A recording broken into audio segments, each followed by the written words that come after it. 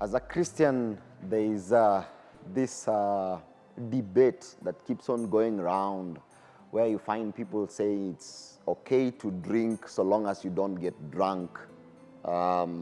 It's okay to indulge so long as you don't lose control. And for scripturally, Bible is pretty clear in the book of Galatians. One of the things that Paul lists that people who practice this, they will not inherit the kingdom of heaven, is drunkenness. Drunkenness is that state where now you're out of control and you've taken an intoxicating drink to a level that you cannot control yourself. But this is how I want to look at it, looking at scriptural perspective. What is this thing about intoxicating drinks? I'll not just focus on alcohol, but I'll look at drinks that are capable of making you to lose your sense of handling, control, or sense of having control over your life and stature. Now, when you look at the Bible, the first instance where we get to see someone drunk is in the book of Genesis chapter 9, and that is Noah. Noah, after the ark episode, he comes and goes back to becoming a farmer. And one of the things that he plants is a vineyard. And we see that he decides to make wine, an intoxicating drink, to the extent that he gets drunk and finds himself naked. Now, he's not aware he's naked. In the long run, when you follow the story, is that eventually curses one of the grandchildren because of that episode. But look at it this way, that the first instance we see an intoxicating drink in the Bible, it has caused someone who was considered righteous in his generation to lay naked. In other words, it's very confusing. The next time we see again intoxicating drink is in the book of Genesis chapter 19. It's still the story of Lot. Lot is now rescued out of Sodom and Gomorrah, and it has been destroyed, and he is only remaining with 2 daughters.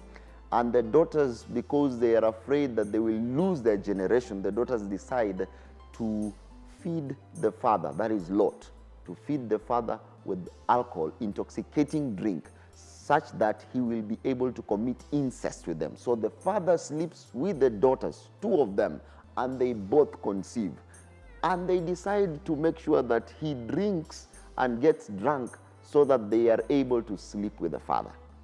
So, to some extent, the practices that they used to see in Sodom and Gomorrah have been carried to where they are. This story that we say that it's easy to get someone out of the village, but the village getting it out of the person becomes difficult. That was the same story of Lot and his daughters. Still, it's not something to really admire. Fast forward, you come to Judges and the story of Samson. When Samson is about to be born, one of the angels appears to Samson's mother, and one of the instructions he gives is that the mother should keep away from any intoxicating drink. So long as he's carrying that baby who is special and is going to be used for an assignment for God, he's supposed to keep away from that. You fast forward to the book of Proverbs, chapter 20, chapter 23, chapter 31. All of this is bringing about the aspect of how intoxicating drink, someone who is led astray by that is foolish. In other words, the intoxicating drink makes you lose your awareness of judgment, especially in Proverbs chapter 31 when Lemuel is being advised by the mother. Is the king Lemuel. He's told that the kings, it's not advisable for kings to be intoxicated with drinks because they can mess up judgment. And that was the same case that we see even when Levitical priesthood was being introduced in Leviticus chapter 10 verse 9. God gave instructions specifically to Moses to tell the Levitical priesthood that they should not get into the business of doing the priesthood transaction when they have drunk. We know the culture that they were given to drinking and getting drunk. But in terms of priestly duties, God specifically told the Levites that when they're coming to sacrifice, they should ensure that they are sober. You fast forward to the New Testament, and you get to see now Paul talking about drunkenness no one will inherit. But this is a particular verse that really strikes my head. It's in 1 Peter chapter 5, verse 9. The Bible says, be sober, be vigilant, because your enemy is walking around looking for someone like a lion, looking for someone he may devour. You know, the Bible calls us soldiers.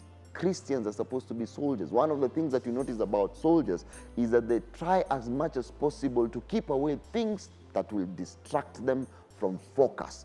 A soldier is supposed to always be alert, always be on guard. Why? Because there is an enemy around looking for an opportunity to devour you. So you will ask me as a Christian, is it okay to indulge in intoxicating drinks? I'll give you this kind of perspective, that for the reason of that drink causing you to not be sober, the Bible wants you to be ready in season and out of season. For that reason that you will not be ready in season because you've consumed an intoxicating drink, that becomes a dangerous thing for your life. Especially if you're becoming a leader in the church.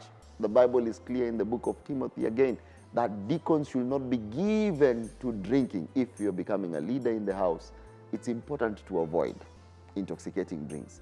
If you're a leader in the church setup, it's important to avoid intoxicating drinks. Why? Because they kind of cloud your judgment. When you're about to make decisions and you see people around, especially when they have been given themselves to drinks, they tend to make mistakes. They tend to speak a lot and sometimes babble things that they're not supposed to say. Yet in the kingdom we say we should be very careful with our speech, that we should be careful when we are speaking. We should be quick to listen but slow to speak. But you see, when you give yourself to intoxicating drinks, what happens is that now even your speech is no longer controlled. In other words, you've given your control to something else that the enemy can manipulate to even swindle your destiny away from you. My opinion is that if you really want to be a soldier and grow in intimacy with the Lord, one of the things that he will attack your predisposement to giving yourself to intoxicating drinks. If you're one who still considers it's a cultural thing, it's okay. But because you're called in the army of the Lord, some of these things sometimes you just try to shove them away for the purpose of being sober, for the purpose of being vigilant, for the purpose of being that person who wants to be a soldier who is ready. When the call is called, when the Lord is beckoning and is needing a man to stand in the gap, you will not be somewhere confused that the Lord is speaking. You will not be somewhere confused that you cannot hear what God is saying. For that reason, I will strongly recommend, as a believer who wants to grow intimate with the Lord, keep away from intoxicating drinks.